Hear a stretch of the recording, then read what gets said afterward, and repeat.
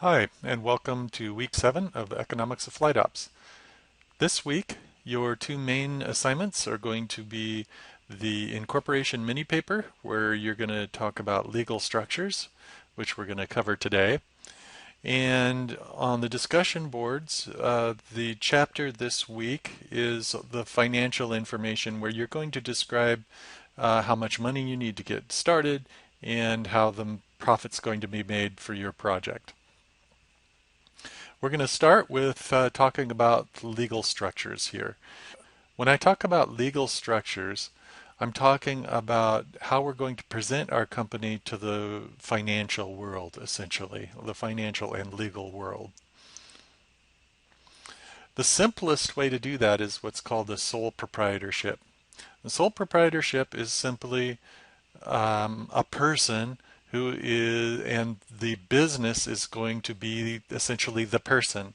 Legally speaking, there's no real differentiation between the person who puts the business together and the business itself. So the nice thing about sole proprietorships is they're very easy to form.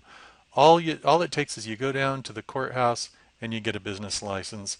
You set up some books for bookkeeping, and at the end of the year, you fill out a Schedule C, which is the profit and loss, business profit and loss worksheet for your 1040, and SE, which stands for self-employment, which helps you calculate your share of the Social Security tax. So that's it. You can have your own business running tomorrow if you want. Just go down and get the license. Dissolution is just as easy. You just let that license expire, and the next time you fill out a tax return, you let the IRS know that that business no longer exists. Poof, it's gone. So very simple, very cheap to maintain, and so forth. And you can run it all on your own. The advantages is it's easy to form and dissolve. Profits can be taken at will. You can literally write yourself a check anytime you want to. Sole control, freedom from regulations. It's a very easy way to run a business. I actually did this uh, when I first started as an independent flight instructor. I ran that as a sole proprietorship. I actually started the sole proprietorship when I was just making checklists for the flight school.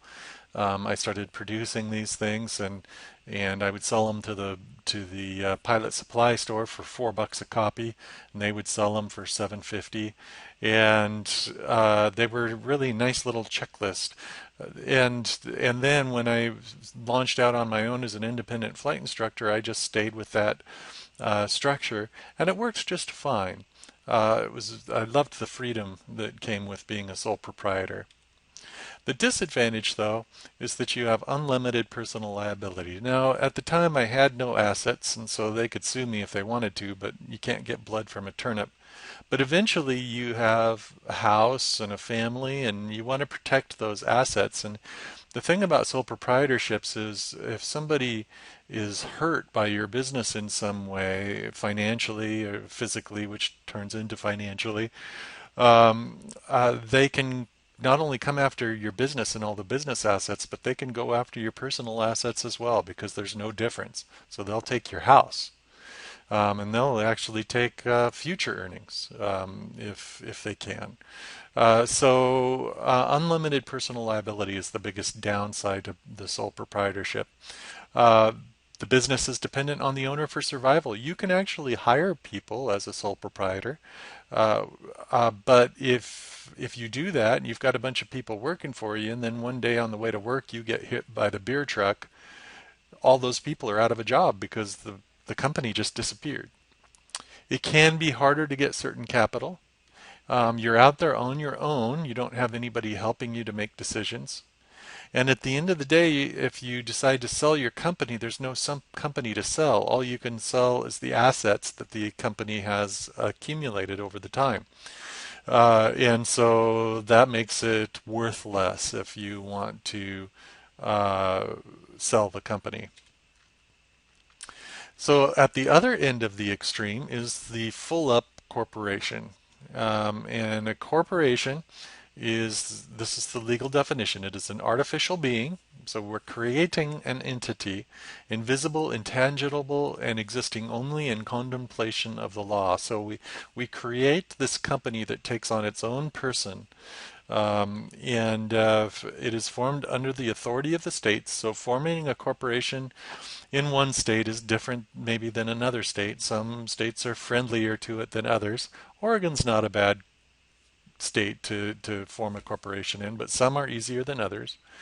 There are many requirements for formations. You have to have bylaws, and you have to have officers, and you have to hold official meetings with minutes and things like that. And you have to do that on an ongoing basis. So you have to meet annually. You have to have a record of those minutes and so forth. And then you can be a corporation. The biggest advantage for corporations is it limits the liability for the owners to their investment in the company. In other words, if they've put a bunch of money into this company and the company gets sued for more than it's worth, they'll lose their investment. But that's it. Nobody can come after your house or your dog or anything like that. It's just your investment in the company that's at stake. The ownership is transferable in the form of shares. You can sell off pieces of it. It is a separate legal existence from you. So if the company does something bad, it doesn't necessarily reflect back on you. Um, some capital is easier to tap into for a corporation than it is for an individual. There are some tax advantages because there's more things you can write off. There's some tax disadvantages as well. I'll get to that in a minute. And you can be unlimitedly large. I mean, the Coca-Cola is a corporation. Disney is a corporation. You can be really, really big. Disadvantages is that they are closely regulated. If they're going to have these entities that don't actually exist running around, there have to be some laws to control them. The cost and complexity of the startup is high. The activities can be limited if you're not careful by the charter or bylaws. So if you create a corporation for a certain purpose, it's limited to that purpose unless you can get the shareholders to vote to change the bylaws. It can suck to be a minority shareholder. It's quite possible in a corporation for the corporation to do things that you don't want to do. And in fact, you're stuck with it because they might not let you sell your share if you're not careful about what you're getting into. And there is the potential for double taxation. So here is a layout of how things get taxed under the various levels here. So we'll start with sole proprietorship at the top. There's profit from the firm that gets added to your personal income tax on the Schedule C and SE, and you pay your tax. It's very simple. If it's a partnership, you have profits from the firm. That gets distributed to each of the partner on what we call a K1. It's sort of the partnership equivalent of a W-2 form. And then each partner pays the income tax at their personal rate on their share of the profit. On a corporation, the profit from the corporation gets taxed, and the corporation pays that tax.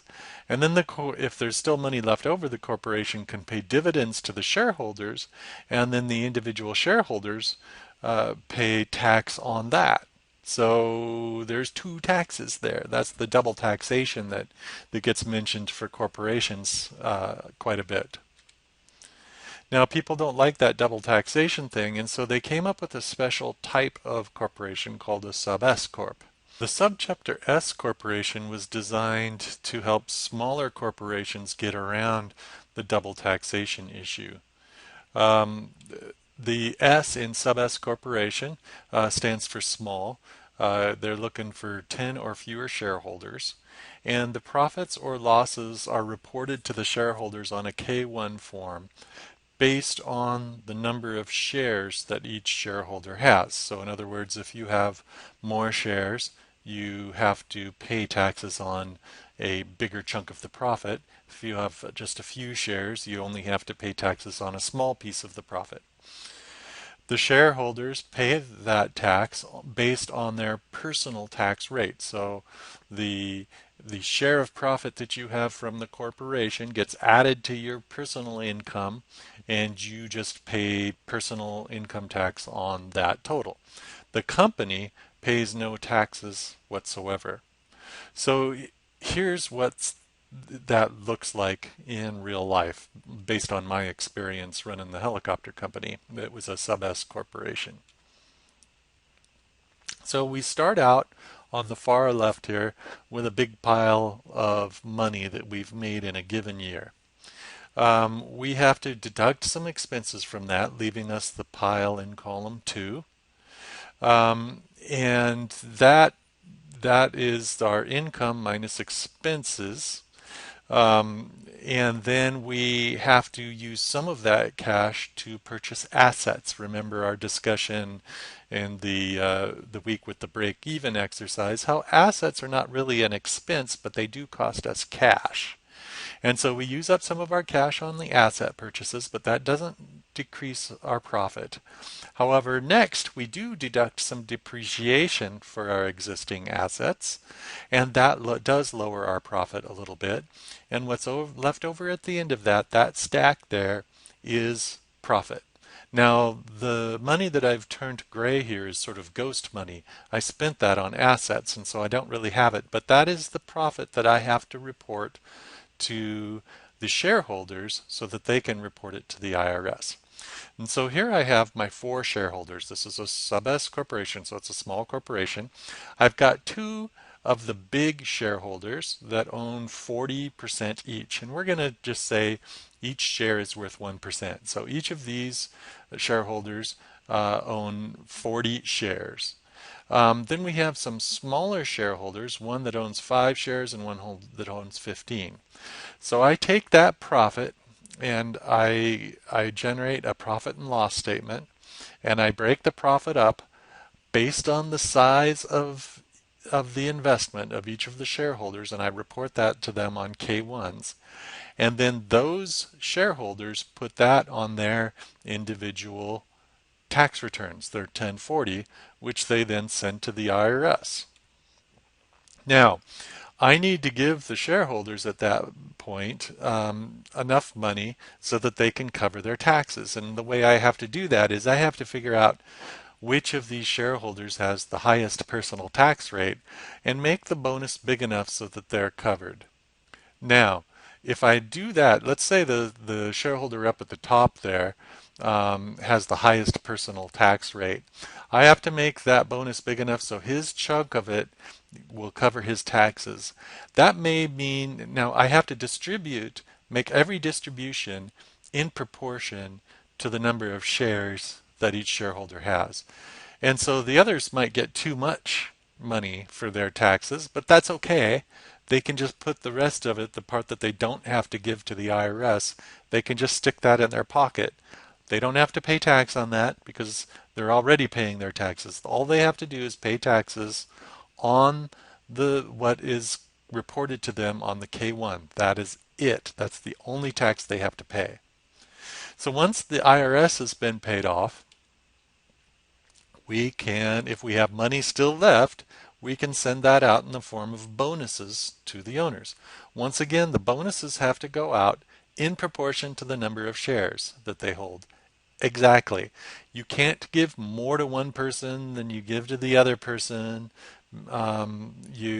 At least not in this type of bonus. You can make that part of their pay structure, but not the bonuses. The bonuses are tax-free, and they have to go out in proportion to the investment in the company, which of course is a great day for the owners. That's why they get into this business in the first place. Now, if there's money still left that can be returned to the company to grow the company with, that we call retained earnings. That's the amount of money that we have left over that we're going to just fold back into the company to grow the company. And the owners are going to have different thoughts about this. Maybe the top one there was hoping they could grow the company and make even more the next year. The guy at the bottom is hoping to improve the equipment in the company. And the 15% guy, he really wanted more cash to buy Christmas presents with. And the 5% guy is wondering if there's anybody out there that would bail him out of this mess. You're going to have different reactions to this. But the good news is these guys all got to put money in their pockets in addition to what they were paid throughout the year. Now, the pay they received from the company, if they were working for the company, that got withheld, taxes withheld, and got paid just like you're used to making wherever you work. But this bonus is a completely different animal. So let me further the example here a little bit and actually attach some numbers to it. I've put together a spreadsheet here that sort of does some calculations for us. Up at the top, we have the company's income for the year. So I just randomly put in there $1.4 million. That's the amount of income the company has during the course of the year. Our operating expenses are $1 million. Um, Depreciation is $100,000. The profit then is 1.4 million minus a million minus the depreciation. That's our profit. That's what has to be reported to the shareholders so that they can pay taxes. Now, as we continue down column B here, we see that we have $150,000 in assets that we need to purchase. That means that the cash that we have left is actually $250,000. That's 1.4 million minus 1 million minus the we don't have to subtract the depreciation because that's not real money that goes away. That's just a decrease in the value of our assets. Minus the asset purchases, that leaves us $250,000 cash that we have to work with. Now, if we drop down here and look at the income that's going to be reported, each of these is based on the profit times the percentage that that person has in the company. And that determines how much gets reported to them on their K1. Based on their personal tax rate, this is the amount that's actually going to be owed to the IRS as the result of being an owner in the company. Now, once again, I want to stress this has nothing to do with what they were paid by the company to work. So if all four of these owners were working for the company as pilots or managers or whatever, they got paid for that separately, and that works just like any other paycheck. This is a bonus on top of that. This is a distribution of cash from the company to the owners. We need to distribute enough to cover the highest tax rate, which is going to be this first Amelia Earhart here. So we're going to have to go back up here and distribute some money to cover those taxes, and I need to distribute enough so that that top owner is covered. I'm going to show you a nifty little trick in Excel called Goal Seek. What I want to do is set this distribution to 38,400 by changing this cell up here. And so to do that, I go under the Data tab, and under What If Analysis, I can do Goal Seek, and I set that to a value of 38,400 by changing this cell. And when I click OK, it sits there and does the calculation for me and comes up with the answer that I need to make a $96,000 distribution, and poof, it's done. Now everybody's got their taxes covered.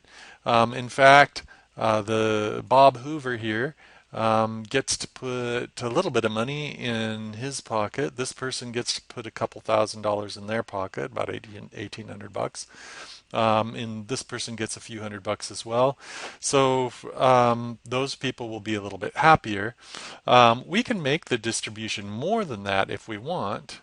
Maybe we want to distribute it at all and let them keep the change. But if we make it 96,000, that gives us 65,650 that we can fold back into the company to grow the company for the next year. Um, you can see down at the bottom that the shares that the people hold always remains proportional to the distributions they get from the company. Those have to look the same always. Okay, so don't worry, I'm not going to make you do another spreadsheet on that stuff. That's just for your information. The homework this week is just a response paper on the on incorporation or legal structure. So, what kind of legal structure would you choose for the business that you've been writing a business plan for in the discussions area? For the discussion chapter this week, it's the financial informations chapter. So, how much money do you need for startup? If you have a product that lends itself to this, maybe you could do a break-even analysis, make an estimate of how long you anticipate it being before you see a profit. The bottom line is you need to convince us that an investment of our time or money is not going to be a waste here because you're about to go out of business. And that's what you're after for this chapter this week. That's it. Have a good week, and I will see you next week.